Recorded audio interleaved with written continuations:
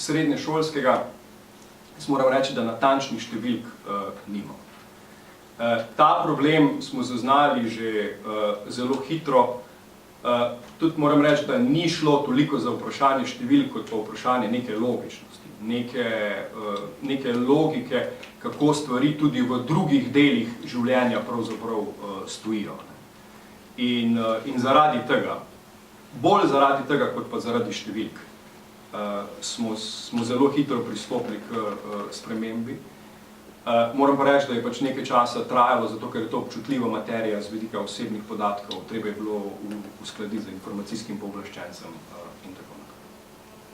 Se pravi, moram postaviti pod vprašanje, ker se mi zdi, da ni bilo odgovorjeno na vprašanje, zakaj se zmanjšuje financiranje razširjenega programa. Verjetno se vsi strinjamo, da imate vi v rokah odločitev, da bi predlagali nič, 50, 65, 85, 100. Zakaj ste se odločili za nič? Zato, ker razširjenega programa ne opredeljuje zakon o osnovni šoli za zasebnike. Skratka, ste našli eno luknjo, kjer lahko v bistvu... Glejte, jaz ne vem, če je... Tako so meni danes rekli na terenu, se upravičujem, da pač so zdaj v zelo slabem položaju, predvsem pa starši, ki imajo otroke v tem. Poglejte, za starše, ki že imajo otroke, se ne bo nič spremenilo. Sem lepo povedal, da bomo dofinancirali, tako da to se ne bo spremenilo. Kar pa se tiče teh določb, obvezni, razširjeni in tako naprej, so pa že zelo, zelo dolgo v zakonu o osnovni šoli. Tako da to se v zadnjem času ni prav nič spremenilo. Še eno vprašanje, ko sem več zdaj po terenu so omenjali tudi, da bo nekatere zavode prizadelo predvsem to, da morajo imeti dva razreda, ta dva, ne? Zakaj ste to pač upeljali, ker to jim tudi zakomplicira, dobro, če bi že dali ne 100 pa nič, ampak zakaj to? Glejte, dva razreda je nekoč že bilo v zakonu o organizaciji in financiranju vzgoje in izobraževanja. Tisti originalen iz leta 1996 to določilo že ima. Šel je, mislim, da ven kasneje, tam v začetku, v 2000 letih, no, skratka je to določilo šlo ven. Nam se pa zdi, da je to pomembno z vidika zagotavljanja javne mreže. Zakaj? Zato, ker če bi se zasebna pobuda na zelo malih številkah preveč razširila, potem bi lahko imeli veliko vprašanje glede mreže javnih šol. In to je neka varovalka, ki je v zakonu že bila, tako da in ni prav nič ustavno sporna, samo na neki točki je iz zakona šla ven.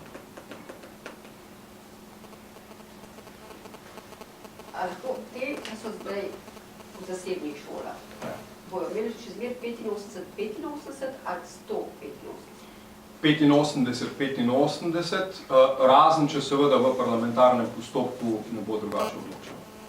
Ker seveda na koncu, to pa moramo vedeti, na koncu bodo verjetno amandmani, na koncu bo verjetno neka povsem drugačna verzija, kot je pa ta. Velja pa potem od njih, ki se vpišejo v ne zdaj, 19-20, ampak... Za obstoječe, odvisno kdaj bo zakon začel veljati. Mi se bomo trudili, da začne veljati seveda do 1.9.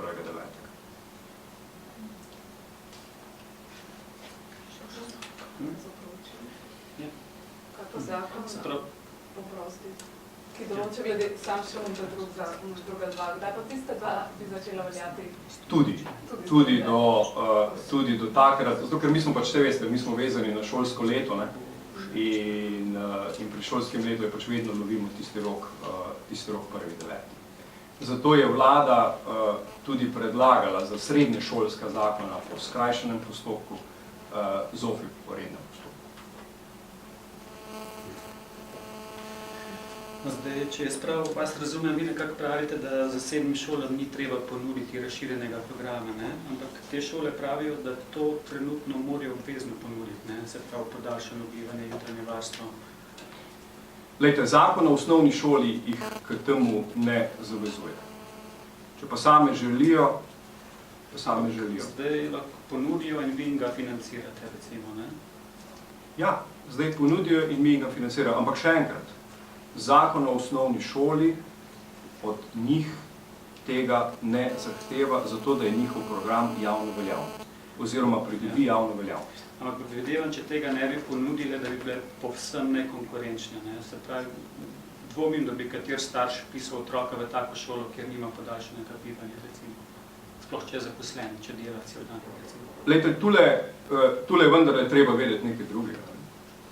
Vsak starš v Republiki Sloveniji že ima mrežo javnih šol, kjer je vse to organizirano.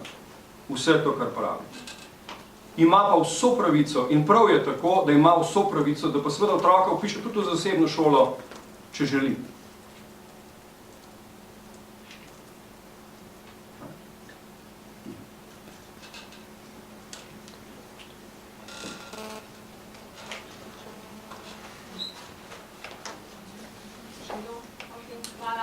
Hvala lepa.